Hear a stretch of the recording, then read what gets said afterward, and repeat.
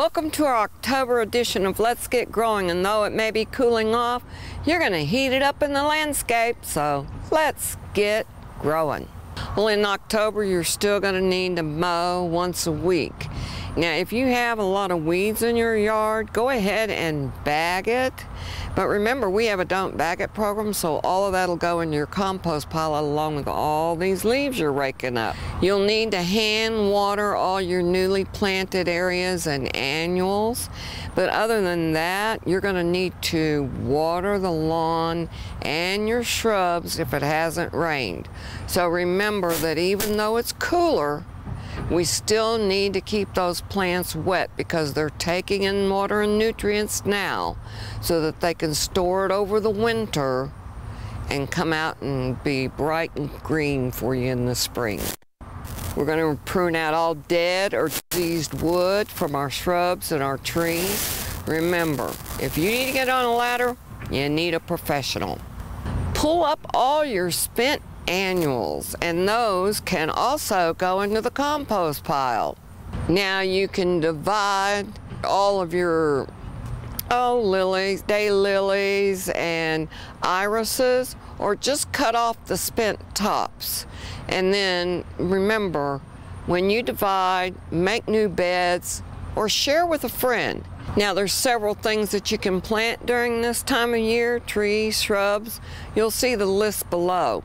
But remember that you're still going to need to water them in. They'll be on sale now, so make sure that you're purchasing stuff with a good root system and then plant them at their original height, water them thoroughly, and then make sure you mulch. Now, I already said it once, but let me say it again. Rake up those dead leaves so that you're still getting some sun to the lawn and add them to the compost pile. And remember, we're going to layer them in green, brown leaves, sticks for air or little branches that you've broken off, and then we repeat that green, brown sticks, green, brown sticks, and you're going to have a great compost pile for spring composting. Now be sure to mulch all your newly planted areas. I've already told you that, but also any bare spots.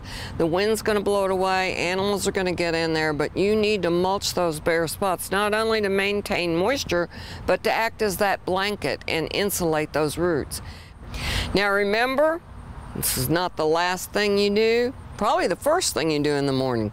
Feed the birds, because birds eat insects. So let's make sure that we're feeding the birds and have a good flock around the house. Today we're going to repot an aloe vera. Now remember, we don't usually recommend in October and November for you to repot your interior plants, but you're going to see when I pull this out that it's almost imperative that I do it.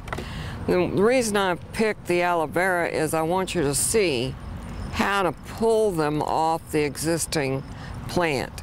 Most of them are going to separate quite easily, as you can see here. But sometimes they'll come off and be attached really closely to the plant by a big thick root system. Just break that off. That's all you have to do. And you can see where this one broke off by itself. This was actually connected to the plant deep down in the soil ball. So you would just break that manually by yourself. Any bad leaves that are coming off, go ahead and pull them off. This can be kept in the refrigerator in a Ziploc baggie, and you can use this to treat wounds, particularly burns.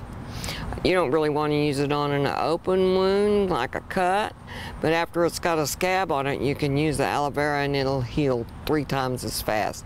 Burns, you need to keep rubbing it on or cut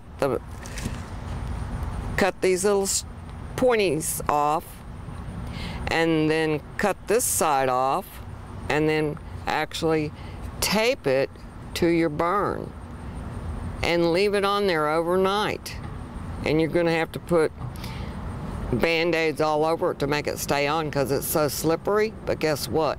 That burn will gone from that big round bubble to nothing because it's going to take the moisture out of this and put it back into your skin. So we remove this and we're going to set it off to the side.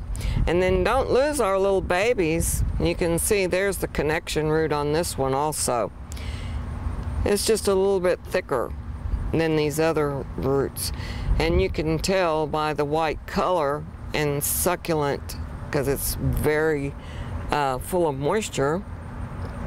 And there again is the attachment root and then the new roots that were coming out. So we're going to set those aside.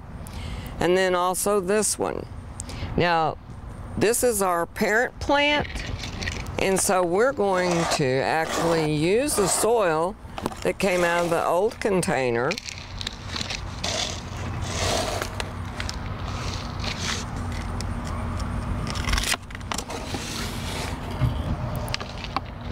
And put it in the new container.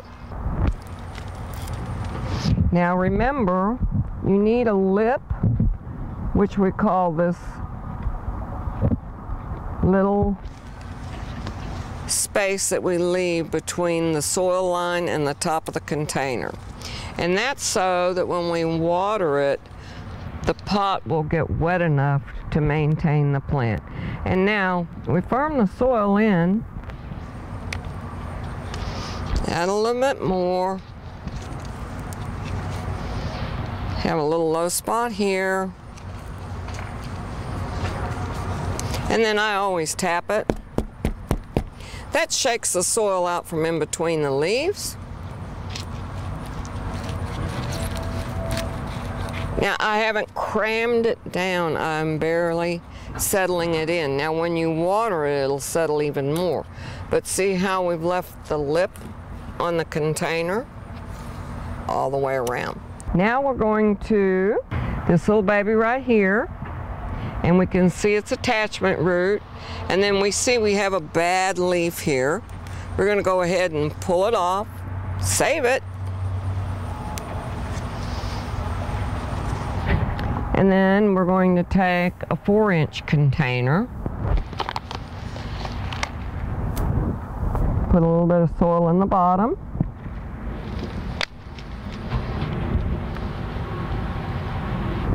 And then once again, see how much room I've left?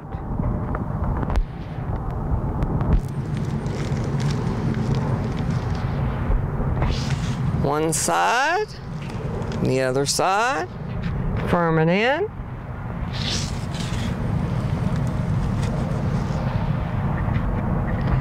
Slow and easy wins the race.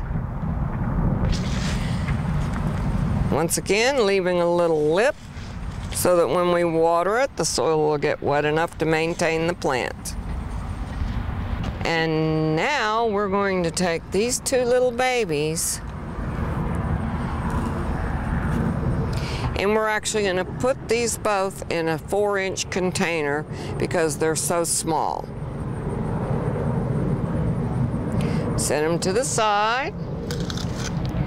Once again, start out with the pots. Put in the soil. And then I'm going to put one on one side, thus.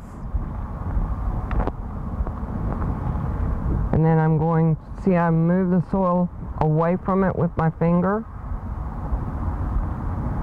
Gently pick this one up. Put it in. And firm our soil around it. The main thing is we want to make sure that they're firm and not wobbly in the pot. That way they'll root. If a plant is all wobbly, it will not make new roots.